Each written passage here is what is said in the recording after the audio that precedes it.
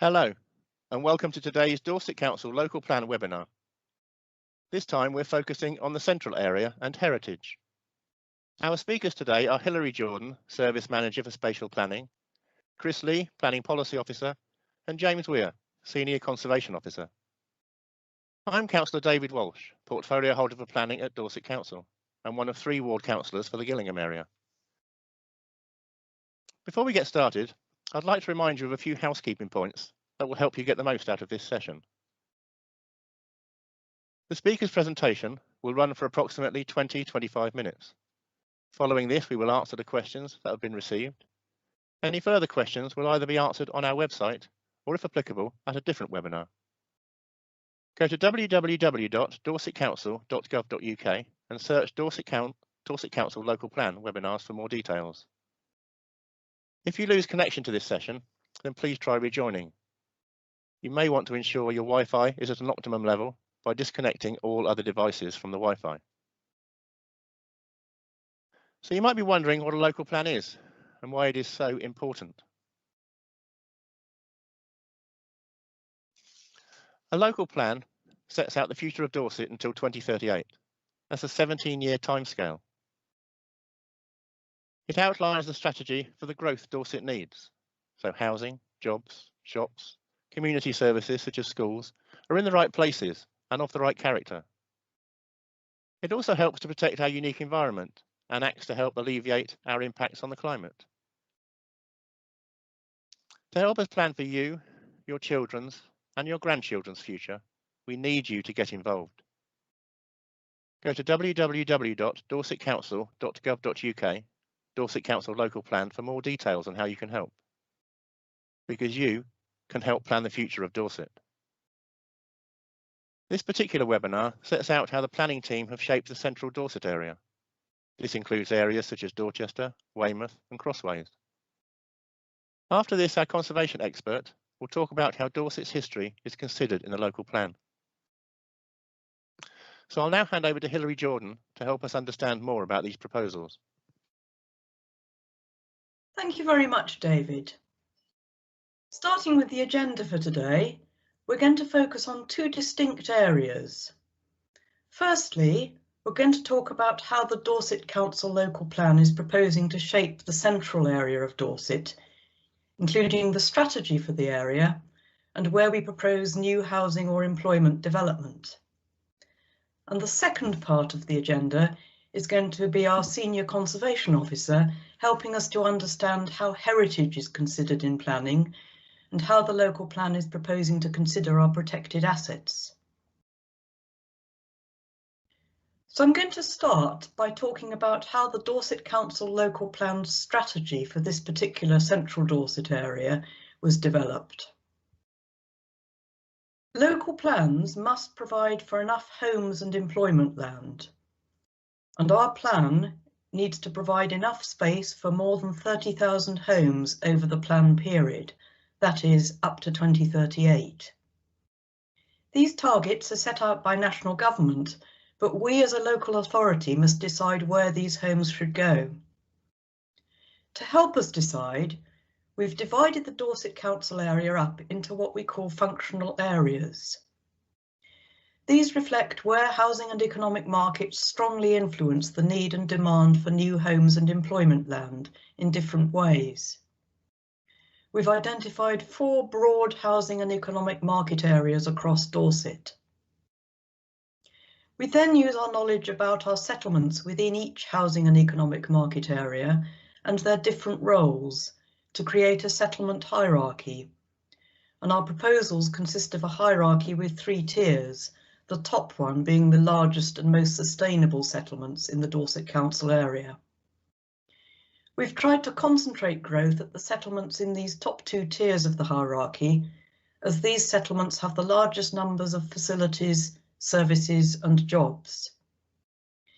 If you're interested in knowing more about the functional areas or settlement hierarchy approach, please have a look at our Distribution of Development webinar on the Council's YouTube channel. This particular webinar, as David said, concentrates on the central Dorset area, which is focused on the towns of Dorchester and Weymouth.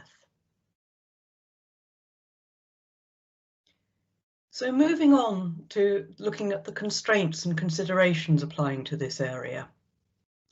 In preparing the local plan, we need to have regard to national policy, and this includes taking account of a wide range of environmental constraints, as we discussed in the Development Strategy webinar. Focusing on the central Dorset area, these constraints include the Dorset Area of Outstanding Natural Beauty, or AONB, that borders the main settlements of Dorchester and Weymouth, our outstanding coastline, which is world renowned as the Jurassic Coast World Heritage Site, but much of it is also designated as heritage coasts.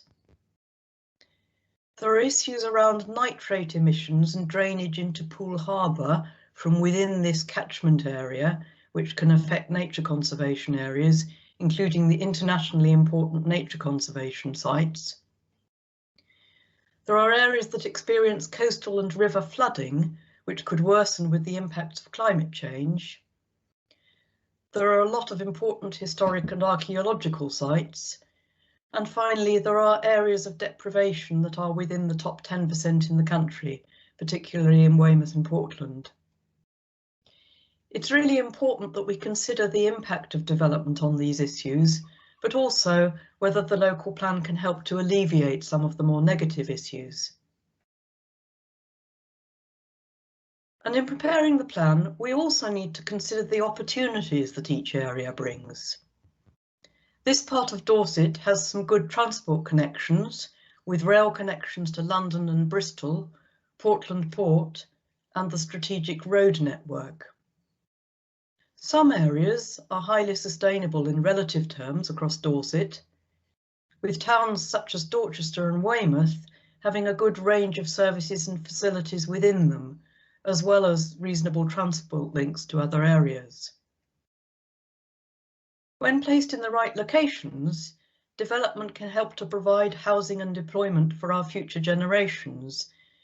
In particular, it can provide more affordable housing and infrastructure to help support the growth. The local plan can also help to enhance and protect landscapes, heritage assets, and biodiversity. The central Dorset area is obviously a very attractive area with its coastline, important heritage assets, and beautiful countryside, and the local plan policies can build in suitable protection and enhancements for these areas. I'd now like to hand over to Chris, who's going to tell us more about how these issues and opportunities in the central Dorset area have informed our strategy for development. Weymouth. I will now go into more detail about what is proposed at each settlement and what specific constraints have been considered.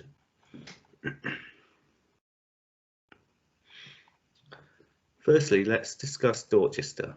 It is our county town and has significant demand for housing and employment development.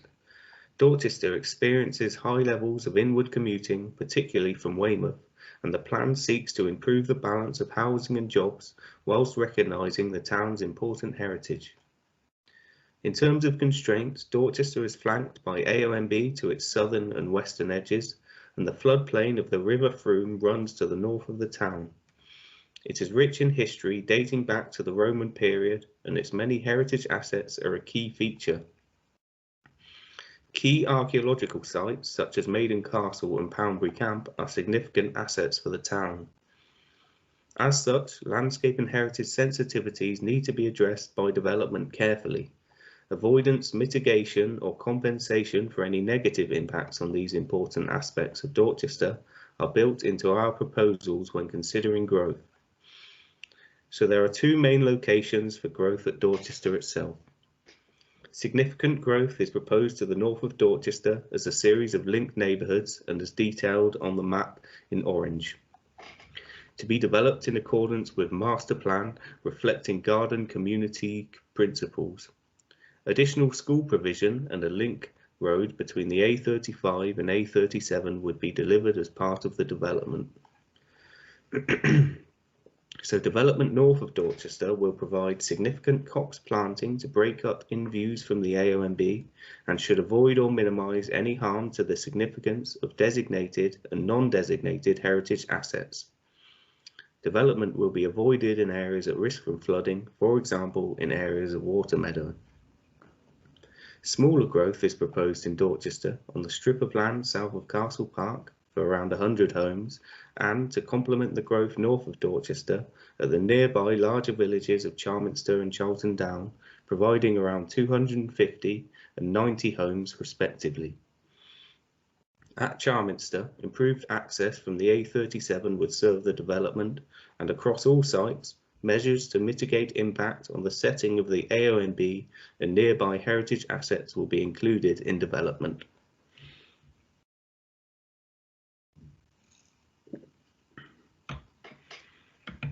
So moving on to Weymouth.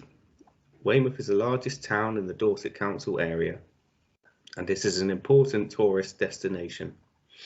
The town is embedded within high quality landscape and seascapes, and its heritage character is rich. Weymouth experiences flooding and coastal erosion, and there are areas of multiple deprivation in the town. This means that these areas have worse living conditions when compared with other areas around the country and around Dorset. Regeneration and economic growth can help improve the situation by bringing investment to the area. To provide more detail regarding constraints, the AONB adjoins the northern edge of Weymouth, and the West Dorset and Purbeck heritage coasts adjoin the western and eastern edges of the town respectively. Nearly all of the coastline falls within the Jurassic Coast World Heritage Site. Flooding issues are prevalent along the riverway and along the coastline. So, in addition to the main existing allocation, such as the Littlemore Urban Extension and land at Markham and Little Francis, further growth for Weymouth is proposed on two sites. Land south of Wey Valley, as an extension of the existing Wey Valley site, will provide around 150 new homes, and land to the east of South Hill has the potential to provide 325 homes and a care home facility of around 75 units. These proposed allocations will provide mitigation of potential negative effects in terms of impact on landscape character by way of appropriate landscaping and landscape planting. Issues relating to surface water flooding will be mitigated by appropriate drainage solutions as detailed within the proposed policies of the draft plan.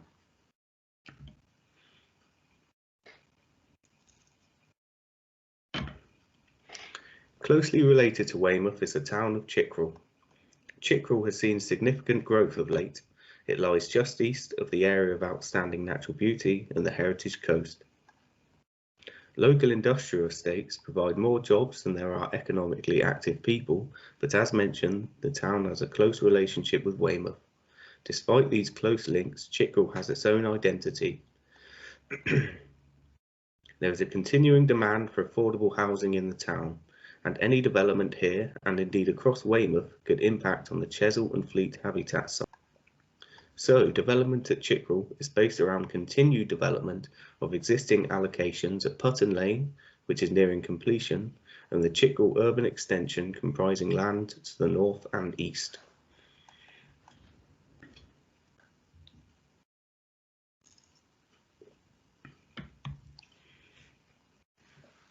So now we'll talk about Crossways and Moreton Station. Crossways is a large village with a short but important history. Originally a World War II RAF base, it has become a commuter village to Dorchester. The village is, however, relatively sustainable in its location, with Moreton railway station being a stop on the Weymouth to Waterloo train line. There is a lack of a defined centre, but a range of local services nonetheless. Moreton Station, nearby to the east, is a village with distinct historic identity and is very closely linked to Crossways. The whole area is an important resource of sand and gravel, hence why some of the land proposed for housing is currently a quarry. The village is near to internationally protected heathlands, for which recreational pressure arising from new development is a key concern. Surface water flooding is an issue on land around the village. So as Crossways is located in a relatively sustainable position and has close links to Dorchester, it is considered a suitable location for growth. For this reason, proposed allocations comprise around 465 homes over 3 sites situated to the north and west of the village. This is in addition to a number of existing allocations and major development sites. The site at Moreton Station and Redbridge Pit to the east of the village is proposed within the Purbeck Local Plan, which is currently undergoing examination. The proposed allocations at Crossways will mitigate against adverse impacts on internationally designated heathlands through measures such as the provision of formal and informal open space on site and provision of sufficient suitable areas of natural green space in association with other sites allocated at Crossways. Where it is an issue, surface water flooding will be mitigated through the provision of sustainable drainage measures. Development will also seek to retain and enhance existing trees and hedgerows to provide screening in the wider landscape.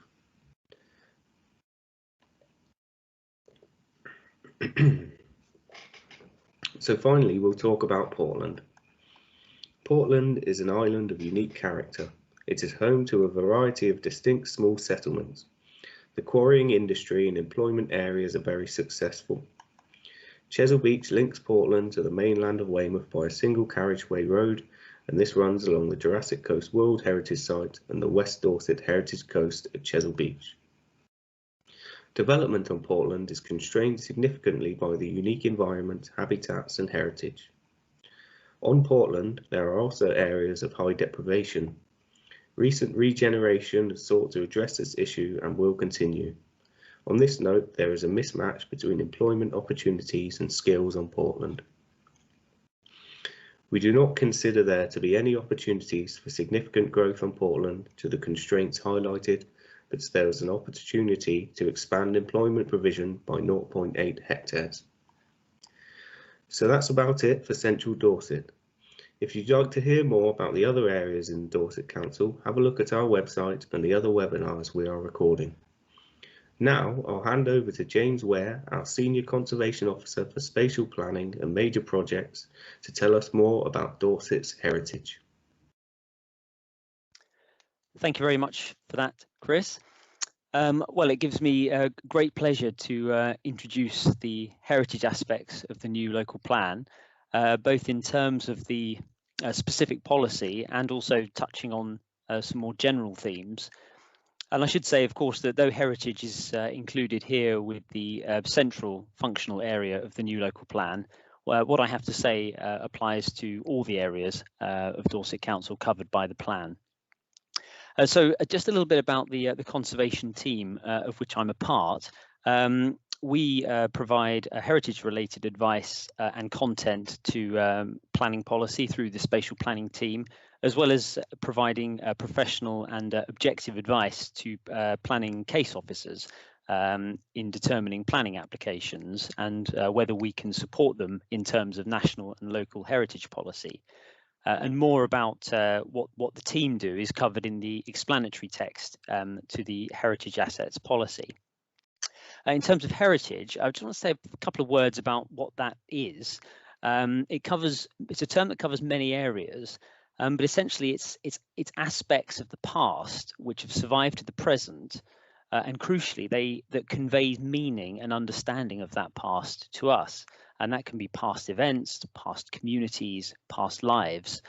In terms of the local plan, what we're dealing with are physical aspects of that heritage, which are called heritage assets.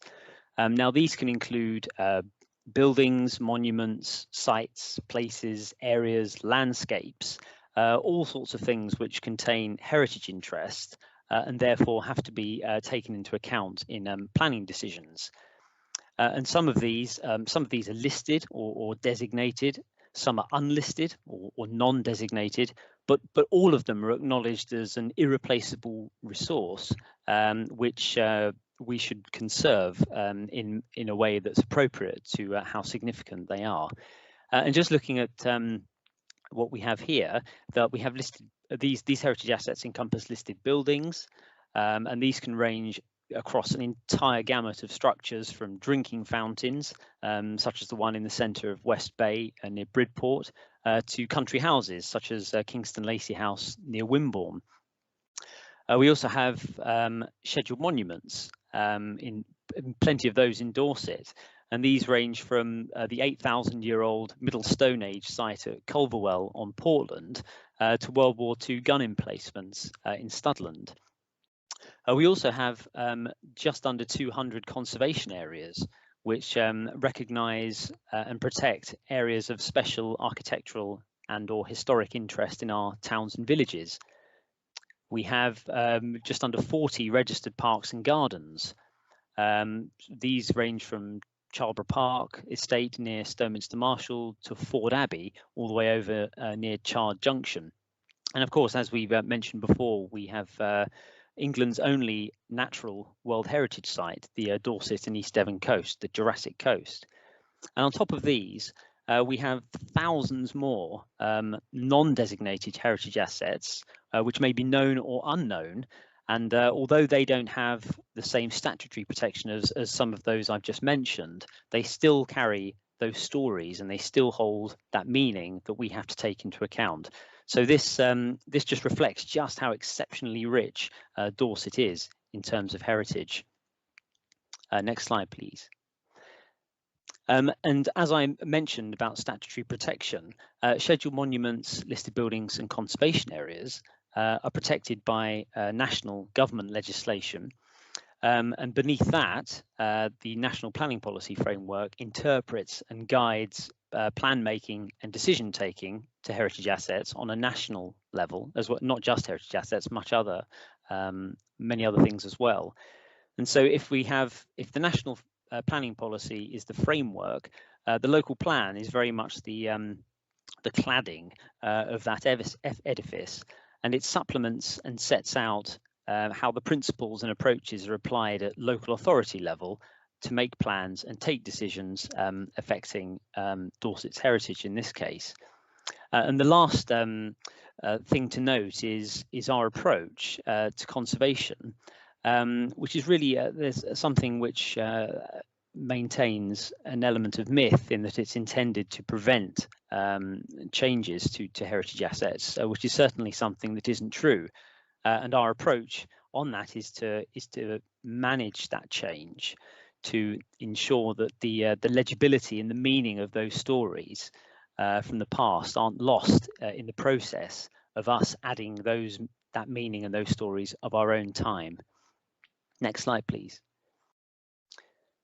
So in terms of fitting this into the local plan, the local plan policy for heritage assets covers how applications which might affect designated or non-designated heritage assets will be assessed and determined. The heritage also factors into site allocations. So we would ask what heritage assets have the potential to be affected by development, what's significant about those heritage assets, and how can detrimental or potential detrimental impacts on that significance be avoided or minimised in the taking forward of those particular site allocations. And that's something that's informed that process in this local plan. We also have conservation area appraisals, which identify attributes which contribute to the character and appearance of those areas. And once they are adopted, they act as supplementary planning documents which sit alongside the local plan, and again assist in understanding that significance and assist in applying the heritage assets policy. And finally, the other thing which the explanatory text to the policy hopefully makes clear is that we very much encourage communities to maximise opportunities for identifying and conserving heritage assets which are important to them through the preparation of local plans. Next slide, please. So in terms of the policy itself, one of the main elements of it is to ensure that the significance of these heritage assets affected by any development, and that includes any contribution made by their setting, is identified and understood. And the significance really means what's important about it and why. And that can cover aspects such as architectural aspects, archaeological aspects, historic aspects, or even artistic aspects. And so the policy sets out really the content and the standard of information that's needed to make sure that that is all understood for any heritage asset affected by applications. And archaeology also forms a very important part of that. And this is particularly where proposals involve large scale or even sometimes small scale excavation.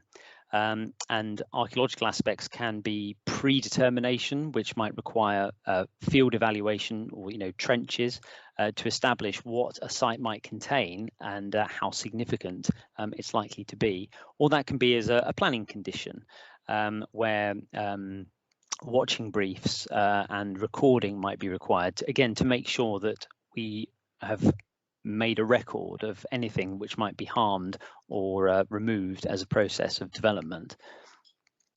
I think I've used the word harm, which is essentially the extent of adverse impact on our ability to appreciate and or understand the significance of a particular heritage asset. Now, the objective of the sort of national policy on heritage is to avoid harm as much as possible.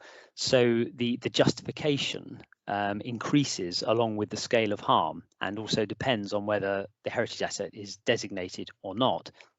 So, for example, for designated heritage assets, statutory legislation gives great weight to their conservation, which is obviously something which has to be factored into planning decisions. And national policy also requires that public benefits are considered where there might be harm, that the public benefits are weighed against that great weight.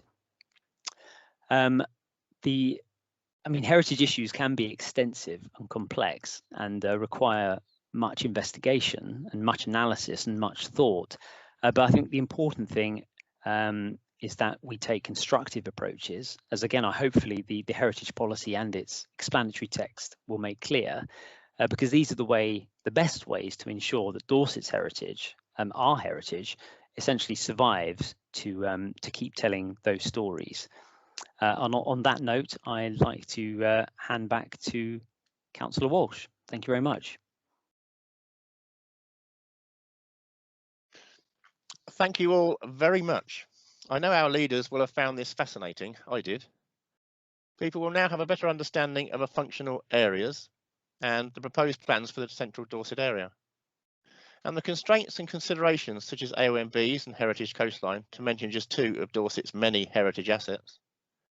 And I feel reassured at how highly we value Dorset's heritage and the depth and detail that has gone into to conserve it. Now, we've had plenty of questions, so if all the speakers could turn their microphones and videos on, I'll get started. The first one's for you, James. How is heritage considered regarding the allocation at North Dorchester? Thank you, David. Yes, I touched a little bit on site allocations.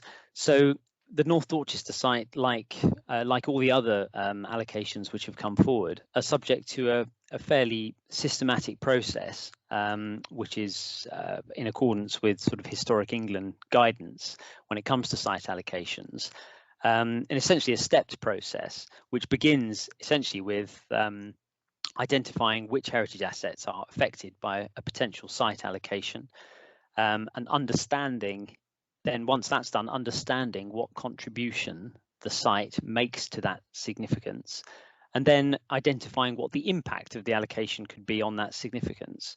And those processes for North Dorchester, as for other site allocations, have been undertaken through a number of studies which have been commissioned by some of which were commissioned by the West Dorset Council before the merger, which sort of cascade in detail, ranging from high-ranging landscape and heritage studies to more specific studies for the particular areas. So, for example, Dorchester was undertaken as an area, so the landscape and heritage of Dorchester and its surroundings. And then underneath that, we now have the heritage impact assessment for the North Dorchester site. So that has informed this particular allocation. And it certainly doesn't mean that the issues identified will go away, but it does mean that they are at the forefront of our mind, and which are something to consider as and when sites are allocated and any potential developments brought forward. Thank you very much, James. Thank you. Hilary, why develop land north of Dorchester and not other land surrounding the town? Thanks, David. Obviously, to start with, in context, Dorchester is one of the largest and most important towns in the plan area. And back in the 1980s, the decision was made that the future growth was going to take place at Poundbury. That lasted us through several local plans, but it is coming towards its end now, and we need to think at where it can grow in future. We looked at a whole range of options all round the town, taking account of all the significant environmental and heritage constraints. Land to the south and west of the town is within the area of outstanding natural beauty. Land to the southeast has been considered previously, but it has quite limited capacity once the heritage considerations have been addressed there. And land to the east of the town has got archaeological and heritage constraints. Obviously, the land to the north has landscape and heritage constraints as well, but the work that we've done so far suggests that development could take place while continuing to protect these interests. But we are, of course, only at a consultation stage right now, and we will be considering all the comments we receive before making any final decisions about where development goes. Thank you. And again, Hilary, north of Dorchester, what infrastructure would be provided as part of the north of Dorchester development? Well, obviously, development at this sort of scale will need a lot of new infrastructure, but it also, at that scale, should be able to fund quite a significant amount of it. The plan proposes that there will be new schools at all levels, so including a new secondary school. New healthcare provision, depending on what the health authorities want there, and local shops. There'll also be transport improvements, including a new road link between the A35 and the A37, which will help to take some of the traffic off the southern bypass as well. But there'll be other road improvements in the surrounding area. And very importantly, there'll be a series of new pedestrian and cycle links across the water meadows and into the town centre. The distance isn't actually all that great, but obviously the water meadows is a barrier at the moment. And we're also proposing a whole range of green infrastructure, including play areas, tree planting, and a nature reserve in the water meadows. So it's a wide range of infrastructure of different types. Thank you, Hilary and James. I hope people feel a bit more reassured about any proposed development around Dorchester and the constraints and considerations and the detail that planning officers are going into on this area. On to you now, Chris. Why no houses on Portland? Thank you, David. So as discussed previously, we consider the environmental constraints affecting Portland mean that further major housing development on the island would be unsustainable and potentially detrimental to its protected habitats, heritage and landscape interests. Instead, the draft local plan seeks to maintain the island's unique character through maintaining its status as a key location for employment and maritime industry, promoting sustainable tourism on the island through the potential extension of the existing Portland Quarries Nature Park and supporting opportunities based around outdoor activities, and helping to support regeneration projects that benefit the island's population and seek to address issues around multiple deprivation. Thank you, Chris. The next one's to you also. What are you doing about flooding in Weymouth Town Centre? I think they mean Dorset Council when it says, what are you doing? So what is Dorset Council doing about flooding in Weymouth Town Centre? Yeah, so at present around 440 properties are at risk of flooding in Weymouth from a 1 in 200 year event. and this could rise to over 2,000 properties by 2120. The council has developed a strategy which seeks to provide protection from coastal flooding and erosion to a 1 in 200 year standard until 2120, taking into account the likely effects of climate change. Protection is likely to be provided by a number of different measures, including replacing and enhancing sections of the defences to manage the risks from flooding and coastal erosion. And these works will be phased over a number of years between 2020 and 2060, providing the necessary flexibility to respond to the uncertainties around climate change. The works to improve flood and coastal erosion defences are outlined in the Flood and Coastal Erosion Risk Management Strategy, which can be found on the Council's website. Thank you. And finally, Chris, Chickerell needs a healthcare facility. Will one be provided? Thanks, David. So yeah, as set out in proposed policy Chick 2 of the plan, which is land at Willowbed Hall, this site is considered to have potential for development as a health centre because an originally allocated site in the Putton Lane development is now considered to be too small. Development for the site for this purpose would need to meet the requirements of policies within the plan relating to the provision of community buildings, such as policy COM 2, and where relevant on the loss of open space and recreational facilities, such as COM 4. Thank you. And thank you all once again, Hilary, James, Chris.